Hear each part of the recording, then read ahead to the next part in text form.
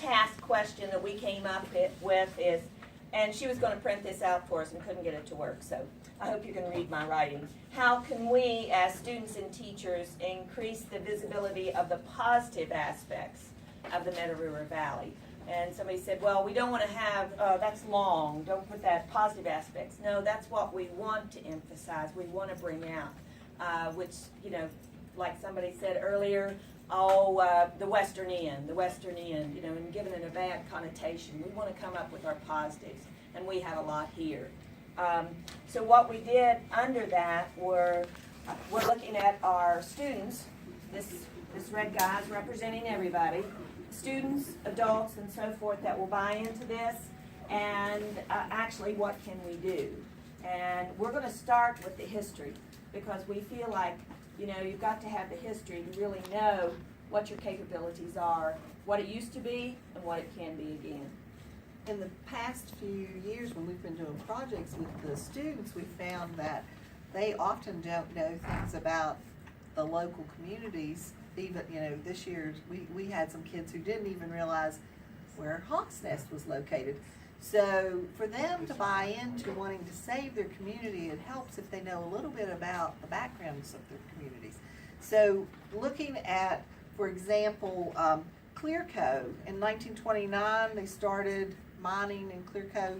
They had a mining camp that it was one of the few mining camps that had brick houses, complete with hardwood floors, indoor plumbing, a central furnace system. And those, you've seen pictures of coal camps before, that didn't exist everywhere.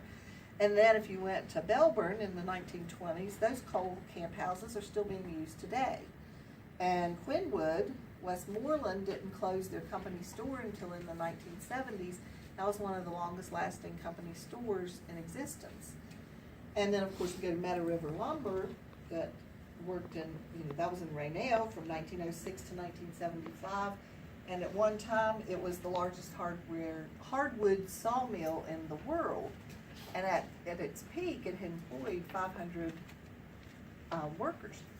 We even discovered this year when some of my kids were doing projects on another thing that they talked about coal mining script. One of the girls brought in the script they used to pay the people who worked at Meadow River Lumber because they had their own company store also. And then, of course, Rainelle United Methodist Church is one of the largest buildings in the world that is built entirely of American chestnut timber. Sorry. And so the students don't always know that. And if they know that, then they can move on to have some ownership in, you know, letting the world know, taking some pride in their community and letting everybody else know what existed there. Okay.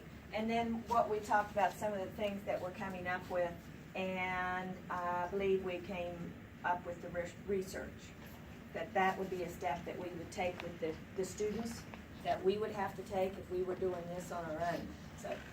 All right, I had research, and what you have here is money and computer, meaning money and internet equals grants and stuff like that.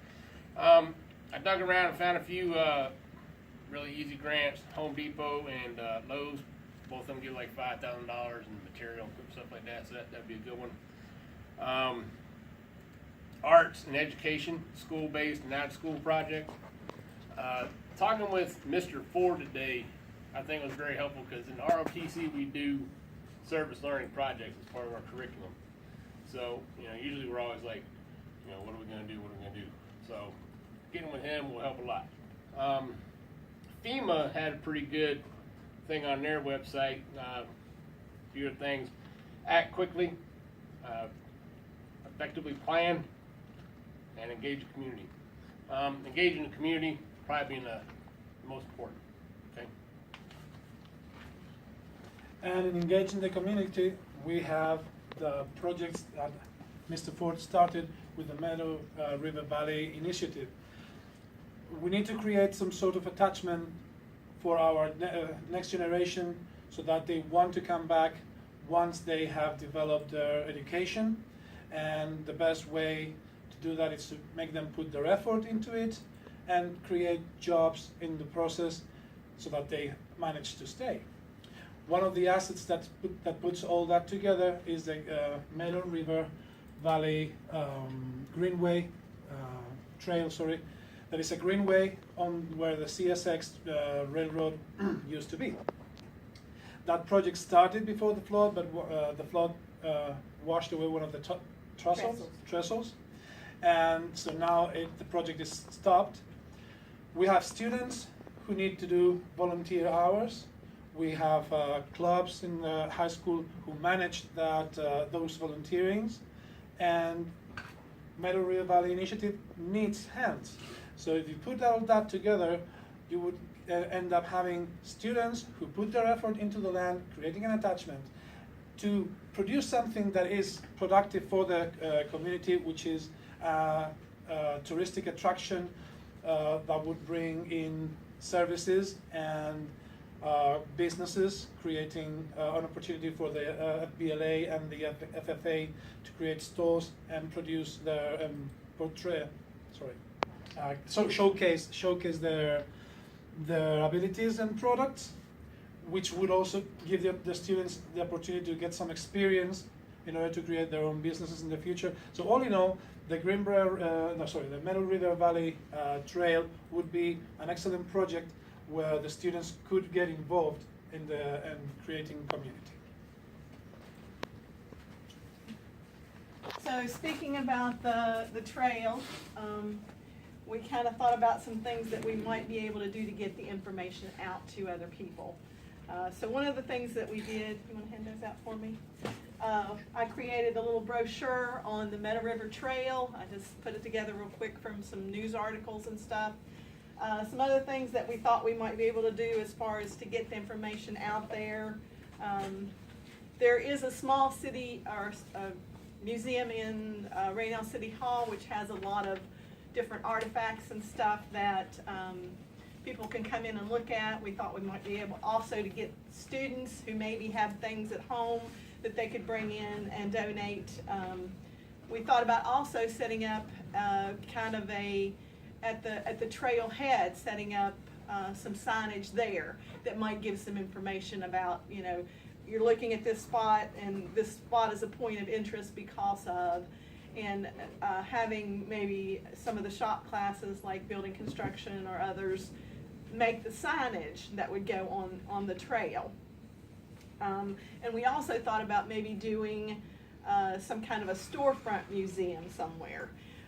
We had talked about maybe doing that at the old East Rainelle Elementary, but we heard from Mr. Ford that that's probably going to be tore down. So, you know, Mrs.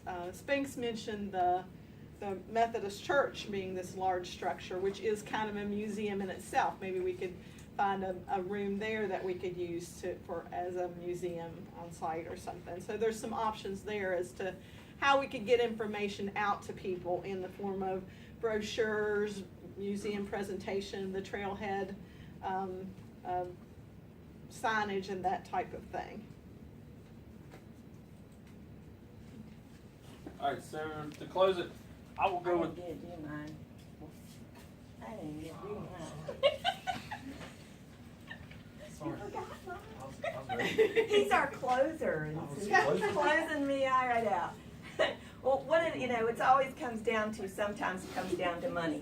And so you want to look at the end result. How can we make it work for our students that, hey, can we produce something to keep this going on, okay? And then get them to think about their entrepreneurship and so far as what can they do. And like they were talking about earlier, the rail trail is going to definitely be one that they might be able to look at. That was talked about at a meeting that I went to about the rail trail, how you're going to have places that can have businesses along the trail. You can have people that will be setting up campgrounds, places for small items to buy, but we also want to get them into the town. The trailhead itself is going to be at Snake Island. That's a ways away, so you want to have a way to pull them in. Insofar as our students, you know, we want to hook them in too. And the gym, we thought at the old East Rainelle Elementary, if we could look at going back into that and seeing what we could do to develop it as a community center, a gathering place where not only our students would be, but people coming in. Hey, we're going to go bike the trail, let's meet at the old school, and then we'll go down to the trail. or we'll meet at the end of it, and we can all eat there, whatever.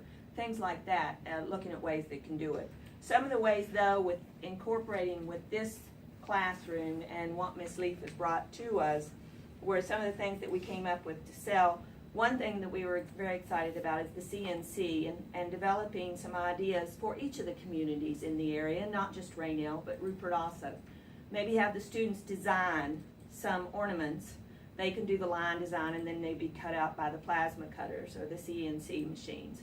One of those that we could sell as Christmas ornaments. And then you could have the students that could write little things about why this symbol was chosen to go with this ornament. Why is this important to Rupert or to Rainelle, Smoot, or Quinwood? And then each of the kids can have buy-in to that on putting that in there. You can do with this, coming up with a decals for the different one. We thought the Meadow River Valley initiative was a little bit plain, so we came up with another one and put it in there that had the river in, and then printed it on the vinyl machine. So, you can do decals that would be done like that. And of course, the 3D items with the acrylic, the CNC and that, developing those little lights and maybe putting those out to purchase, which would go along with your pop-up stores, which I thought was awesome. There's so many storefronts there that we need to get our students involved, and hey, how can you make your town better? So again, we came up with the idea of this, that if we were to have this statement and this poster and nothing else, we felt like students would be able to run with it. Okay, and them come up with the ideas instead of what we're standing here and telling you. So. All right, so to kind of wrap this thing up, we'll talk about how our students are going to be involved in each section of this, and each one of our presenters were able to touch base with different clubs and different student classes that will be involved in it. We also want to prepare them for the future. So maybe this will give our students an opportunity to be introduced to a skill. Maybe they can go off to college, obtain more skills, and come back out, network with other people to kind of make this a bigger thing to help Rainelle come back to the way it used to be with the history. And it is possible. But is it going to be easy? No. And that's what we was talking about with the first group as far as people in this community. And we talked about with Mr. Ford that they would rather just, they want to talk about it. There's nothing being done. There's a bunch of ideas, but there's nobody running with it. So we hope to maybe spark some interest with these students and really build on something that we feel like can be very useful for our school, our community, and everybody involved. So. Thank you.